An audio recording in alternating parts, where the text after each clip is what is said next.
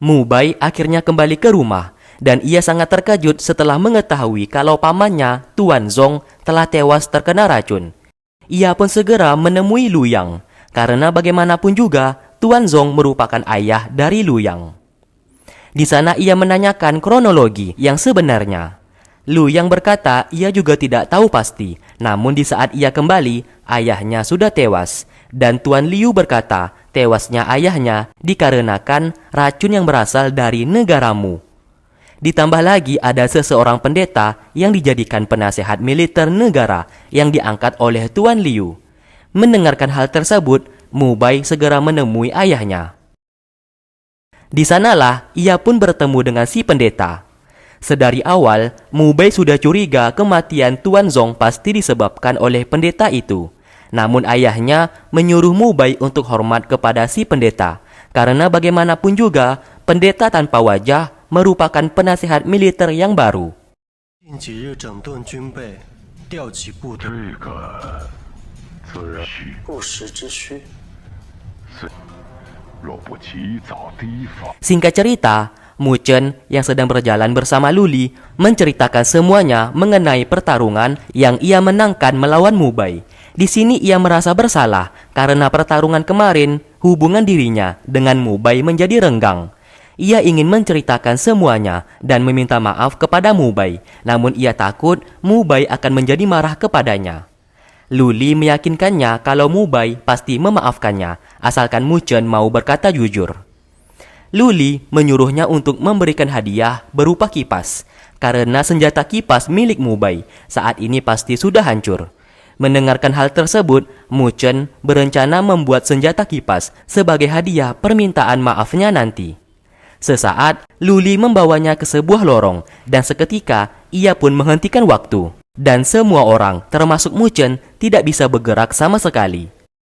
Ternyata, Luli sudah tahu kalau anak laki-laki yang waktu dulu sempat menyelamatkannya adalah Mu Chen. Ia sangat berterima kasih dan di saat ini ia terus mencari anak laki-laki itu. Karena sudah ketemu, ia pun merasa lega. Sambil menangis, sesaat Luli berkata kalau ia sangat menyukai Mu Chen dan tak ingin Mu Chen sampai terluka. Ia siap membantunya menjadi kuat dan melawan musuh di luar sana yang ingin membunuh Mu Chen, meskipun nyawanya menjadi korban.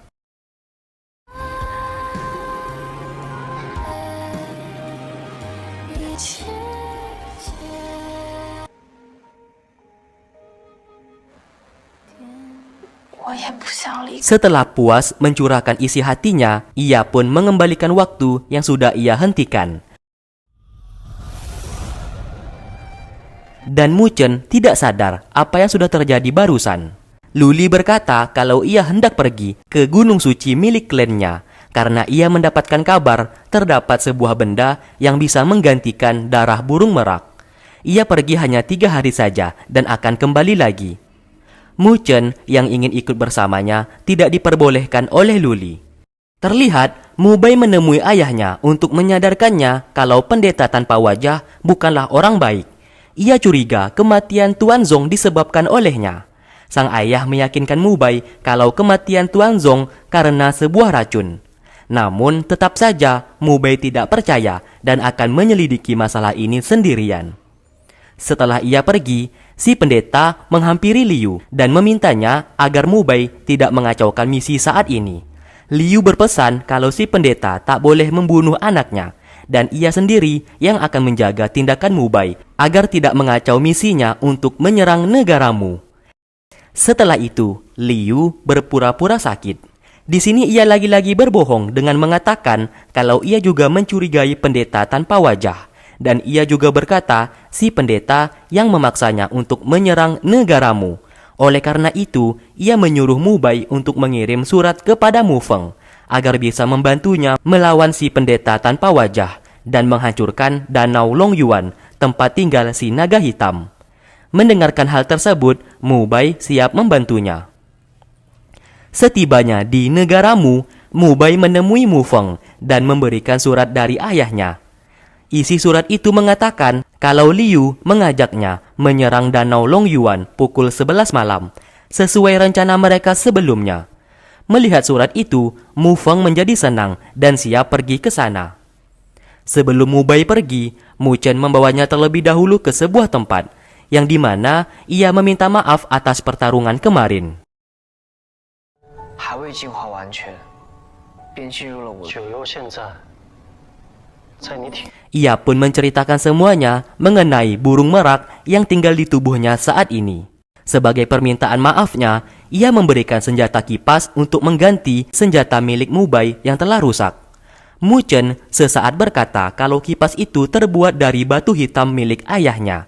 Mu Bai merasa senang akan hadiah itu dan ia juga meminta maaf atas tindakannya saat ini. Lalu, Mu Chen meminta bantuan kepada Mu Bai untuk memilihkan kitab ilmu gambar formasi spiritual yang sesuai untuknya.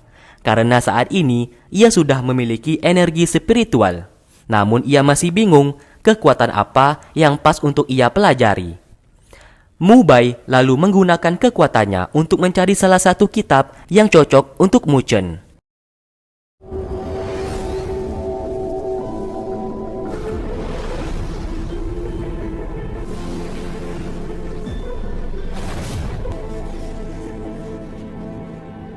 Dan terpilihlah kitab yang bernama Segel Maut.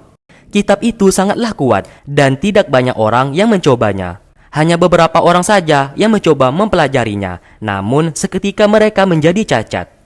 Apabila Mu Chen berhasil mempelajarinya, ia yakin Mu Chen akan jauh lebih kuat. Lalu, Mu Chen langsung mencoba mempelajarinya.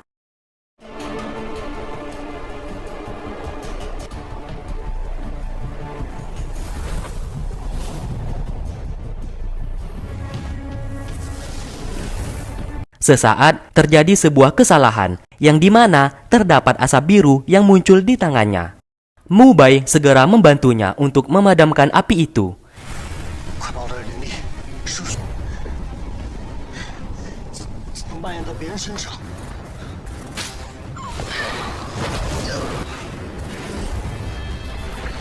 Qian Er yang sedari awal sudah mengintip mereka berdua langsung menghampiri dan hendak membantu.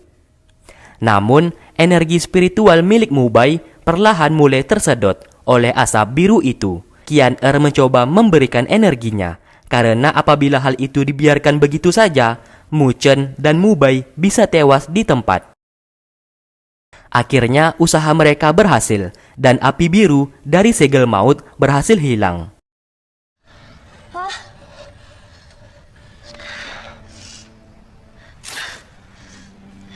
Singkatnya, Mu Bai pamit kepada Mu Feng dan hendak pulang. Mu Chen mencoba membawa ayahnya agar Mu Bai bisa berduaan terlebih dahulu dengan Qian Er. Di sana Mu Bai berkata kalau ia akan menikahinya setelah semua misi yang akan ia lakukan telah selesai. Karena bagaimanapun juga, mereka berdua sedari kecil memang sudah dijodohkan.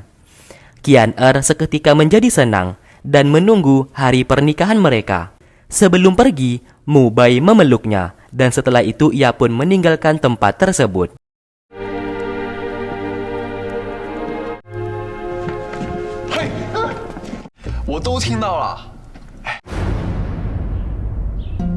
Ternyata saat ini Luli telah berbohong kepada Mu Chen, dan ia sebenarnya menemui Susi. Ia siap menikah dengan Lukman, pemimpin klan Dewa Darah, namun dengan satu syarat. Klan Dewa Darah harus melepaskan klan Dewa Luo miliknya. Kesepakatan itu pun disetujui, dan Luli akhirnya terpaksa mengikuti Susi untuk pergi ke klan Dewa Darah, karena baginya hanya ini satu-satunya jalan keluar untuk bisa melindungi klan miliknya. Singkat cerita, kabar mengenai Luli yang dibawa oleh klan Dewa Darah telah diketahui oleh Mu Feng. Mu Chen yang mendengarkan hal tersebut seketika hendak pergi menyelamatkannya. Sesaat, Mu Feng menghentikannya sambil mengatakan kalau Luli tidak dipaksa ataupun diculik, melainkan Luli sendiri yang memang mau menikah dengan Lukman. Karena itu satu-satunya cara untuk bisa menyelamatkan klan Dewa Luo. Mu Chen menyadari akan hal tersebut, namun ia curiga kalau klan Dewa Darah akan berkhianat dan tetap menghancurkan klan Dewa Luo. Maka dari itu, ia hendak menemui Luli untuk menyadarkannya. Sesaat, Mu Chen meminta pil kejujuran kepada ayahnya karena ia memiliki sebuah rencana. Sang ayah tidak melarangnya pergi dan meminta Mu Chen untuk berhati-hati di jalan.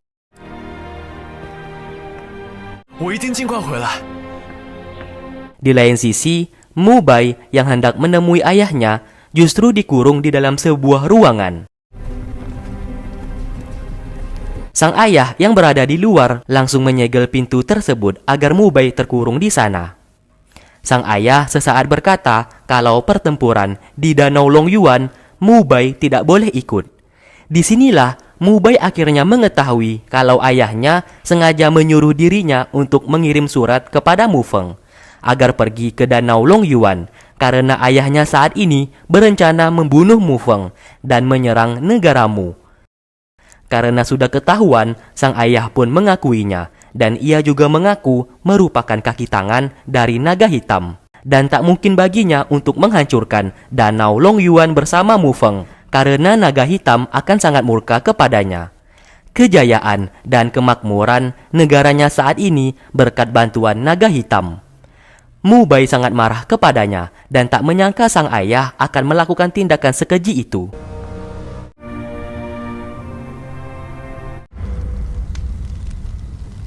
Di saat malam hari, Susi bersama pasukannya beristirahat sebentar di sebuah hutan. Dan sesaat, Susi mendengarkan seperti ada seseorang yang berada di hutan itu juga. 看一下。 Saat pasukannya pergi mengecek, ternyata terdapat pria tua menggunakan topeng yang sedang membuat arak. Pria tua itu pun dibawa untuk menghadap kepada Susi. 干嘛呢？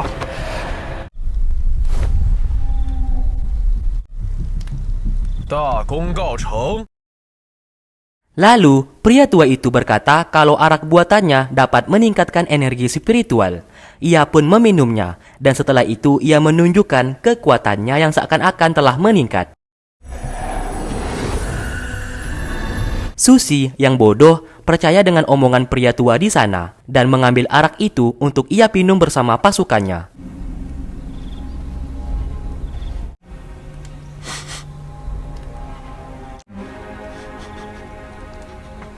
Setelah mereka minum, seketika kaki mereka terasa berat dan mulai merasa mabuk. 不是你们凡夫俗子可以喝的。 Luli telah menyadari kalau di balik topeng itu adalah Mu Chen yang sedang menyamar. Mu Chen berkata ia tidak memaksa Luli untuk pergi bersamanya, namun di sini ia ingin menunjukkan sesuatu hal. Ternyata arak tersebut telah ia campuri dengan obat pil kejujuran, dan siapapun yang meminumnya akan berbicara jujur. Setelah itu, Mu Chen bertanya kepada Susi, apabila Lukman, pemimpin klan Dewa Darah, menikah dengan Luli, apakah Lukman tidak akan kembali menyerang klan Dewa Luo? Susi menjawab kalau itu tidak mungkin, karena misi mereka saat ini membawa Luli.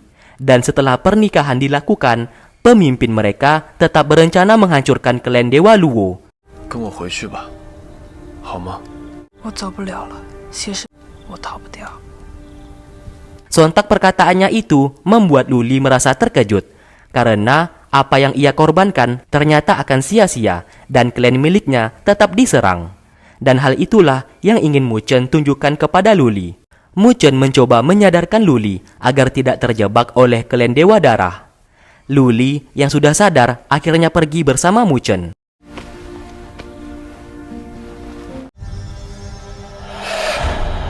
Di lain sisi, Qian menyamar menjadi pelayan dan melumpuhkan penjaga di sana. Hal tersebut ia lakukan supaya bisa menemui Mu Bai yang berada di dalam.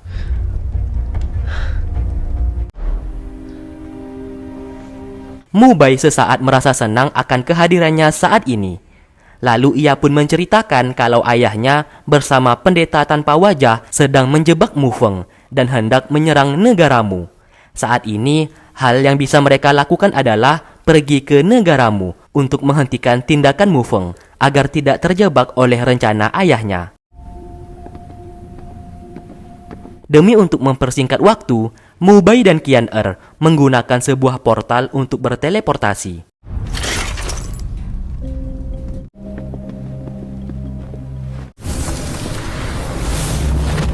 Susi yang telah sadar menjadi sangat kesal karena ia telah ditipu. Ia yang marah mengutus pasukannya untuk mengejar Luli.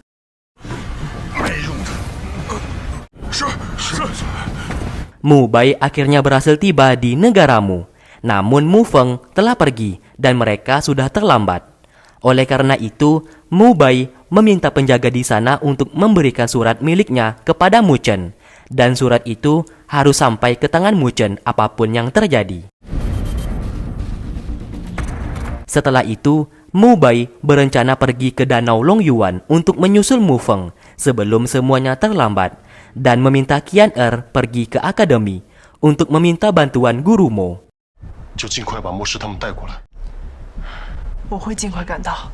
Kembali ke mereka, pelarian Mu Chen dan Luli akhirnya terhenti karena Susi berhasil mengejar mereka.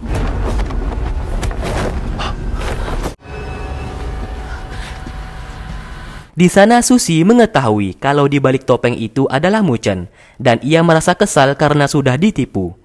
Sesaat pasukan di sana langsung menyerang mereka. 洛里， 进招吧！ 洛里， Luli saat ini kekurangan energi spiritualnya karena sudah dikuras habis oleh Susi. Alhasil ia pun tak mampu untuk bertarung.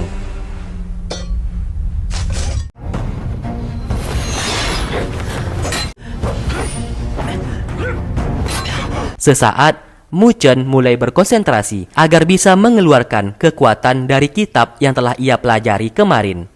Sebuah api biru mulai keluar dari tangannya. Alhasil, hanya dengan satu kali pukulan, pasukan di sana langsung terpental jauh.